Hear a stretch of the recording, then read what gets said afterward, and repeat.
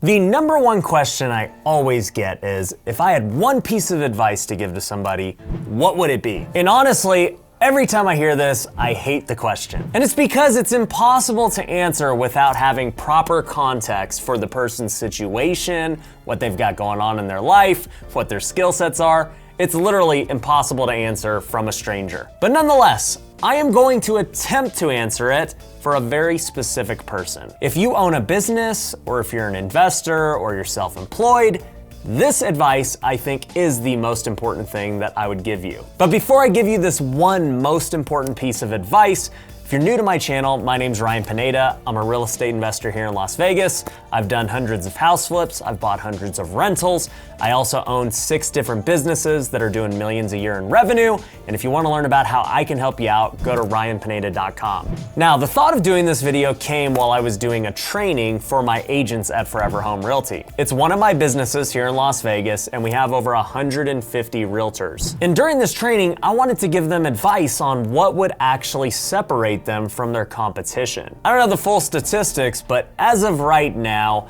there are around 20,000 realtors in Las Vegas alone. Now that's a really big number, but it becomes even crazier when you think about all the houses for sale. Right now, with inventory at all-time lows, there are about 4,000 homes for sale. So you can see how it might be pretty tough to be a realtor with 20,000 of them and only 4,000 houses for sale. So I asked them and I said, knowing that information, why would anybody pick you to be their buyer's agent or their listing agent? What makes you different from the other 20,000 realtors? And I got a wide range of answers from the agents. Some said they're the most honest agent. If you hire them, they're gonna act with integrity and they're gonna treat you fairly. Others said that they're gonna work and do whatever it takes to fill their client's needs. They're gonna fight for their client and get them every dollar they deserve. Some said they're gonna always do what's best for their client, even if it doesn't benefit them. Essentially, no matter how much they make as a commission or how many houses they have to show, they're gonna do whatever is best for the client. Now, even though these are great attributes, there's nothing unique about them. In fact, when you become a realtor, you have to sign a code of conduct acknowledging that you are gonna do those things anyway. So in essence, that should be the bare minimum that is required to be a realtor. Now, we all know that many realtors don't do those things, but they signed a paper stating they would in order to become a realtor. So if you're only doing those things, that is not gonna separate you from the competition. But what is gonna separate you is your USP. And no, I'm not talking about USB, the thing that's in your computer.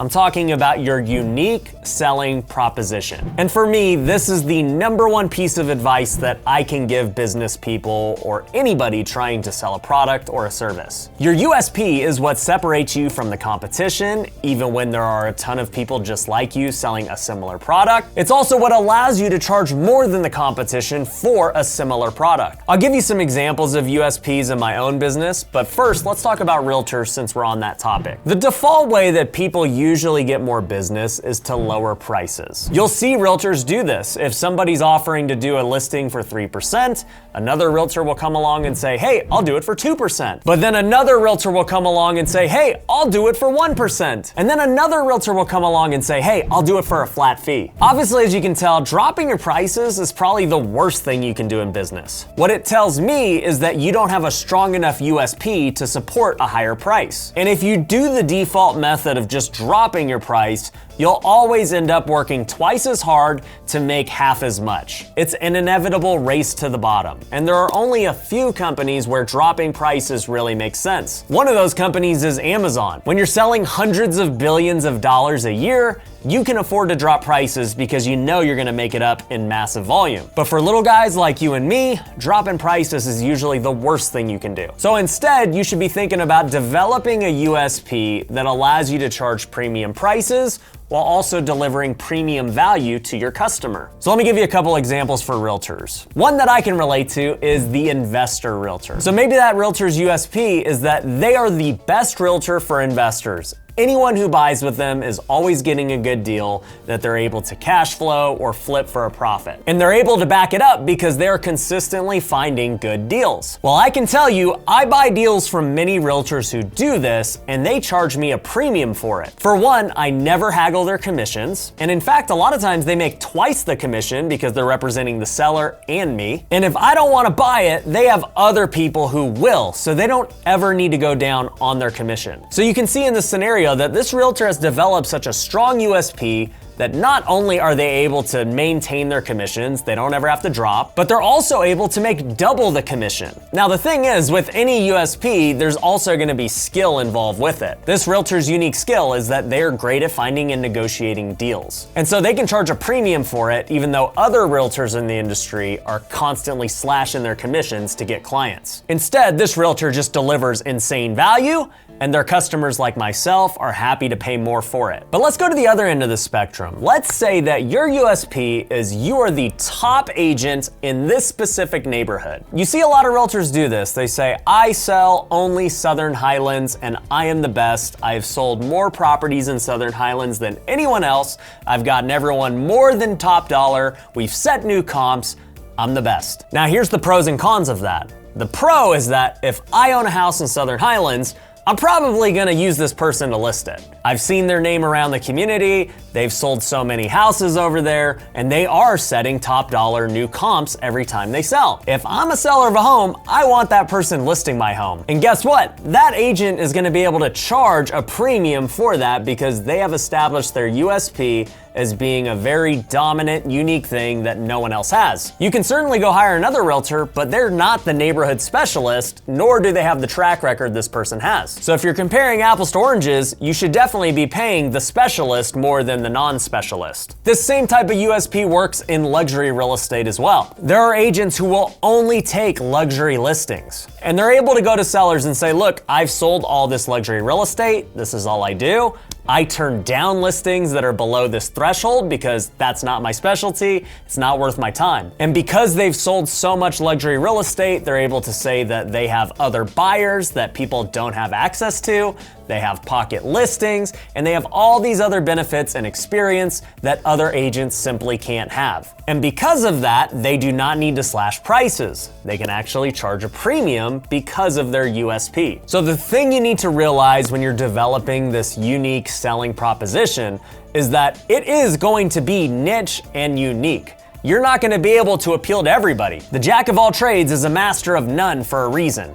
If you want to get paid, you become a master in one thing. I use this example all the time, but LeBron James doesn't need to go play baseball or football. All he has to do is master basketball, and then everything else will flow through that. The same thing applies to you when you're developing your USP for whatever product you're selling. Now, while I was helping my agents develop their USP, the question arose of like, what do I do if I'm not the expert? I haven't sold all these homes, so I can't claim that USP. Well, there's still a lot of things you can do even with low experience. Let's just say you have kids in Little League and you're super active in that whole community. Well, your USP could be that you're the realtor of that Little League. You're constantly helping parents buy and sell houses in that local area, and also you're volunteering and doing a lot of stuff with the Little League to improve that community. People will work with you if you are like them or you guys share similar hobbies or different community related efforts. And so a lot of times it doesn't even have to be about being an expert in the field, but more so being in that community. For example, I'm a YouTuber now and I've helped other YouTubers buy houses in Las Vegas. I'm not even a realtor, but they knew that I owned a brokerage and they knew I could hook them up with one of my agents who could fit their needs. So my USP in this instance was I can help YouTubers because I'm one of you and I understand your needs. If you look at my other businesses, you can see these same things apply. For example, people join Future Flipper to learn about real estate education because we teach something that's very different than everyone else. If you look at my CPA firm, TrueBooks,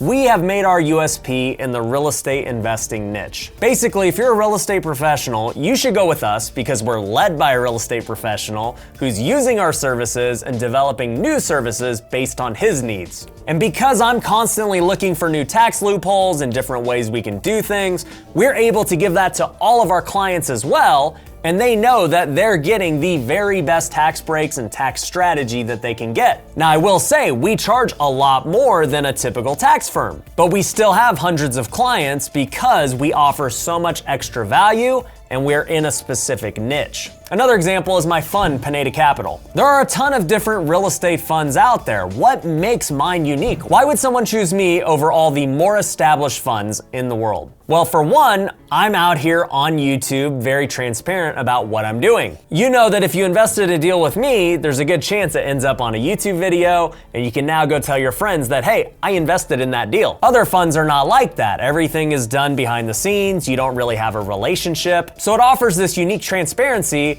and it kind of gives our customers a flex to say, hey, yeah, that's the building right there. Look, he's walking it. But another one is that I'm able to get the very best deals that other people don't have access to. The network that I have in real estate is bigger than 99% of people. This is due to just my background of doing it for a long time, but also all the masterminds I'm in, and then my social media following. Because I'm able to put out videos that get millions of views every single month, I'm able to reach way more people than the normal fund is. The normal fund people have never even heard of and aren't getting sent the deals that I'm getting sent. And it's just because of my visibility and my network. But the other thing that we're creating at Pineda Capital that makes us unique is that I'm building a community around our investors. We are going to have meetups where all the investors can get together and network and learn and grow from each other. They're gonna be able to do business together, and we're gonna create this cool community that other funds don't have. So all of these nuances make us unique. And because of that, I can raise more money, I can charge more fees, but also my investors still get more value than anything else. You see, that's the biggest thing when you're developing your USP.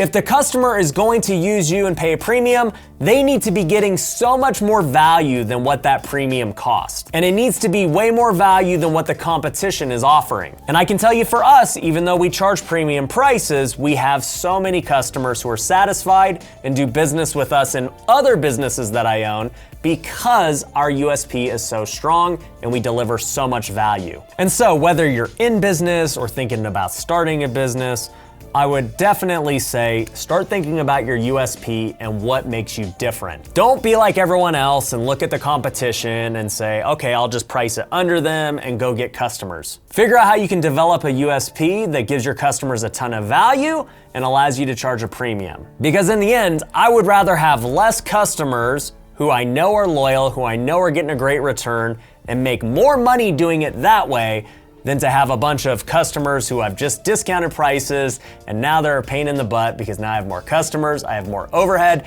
and these customers are probably less satisfied than normal customers. Trust me, anyone who pays more for a product is usually a better customer than someone who pays less. So that's the number one piece of advice I can give anybody who's in business. So if you enjoyed this video, make sure you subscribe to this channel for more business tips, and make sure you check out this next video that we've got coming up.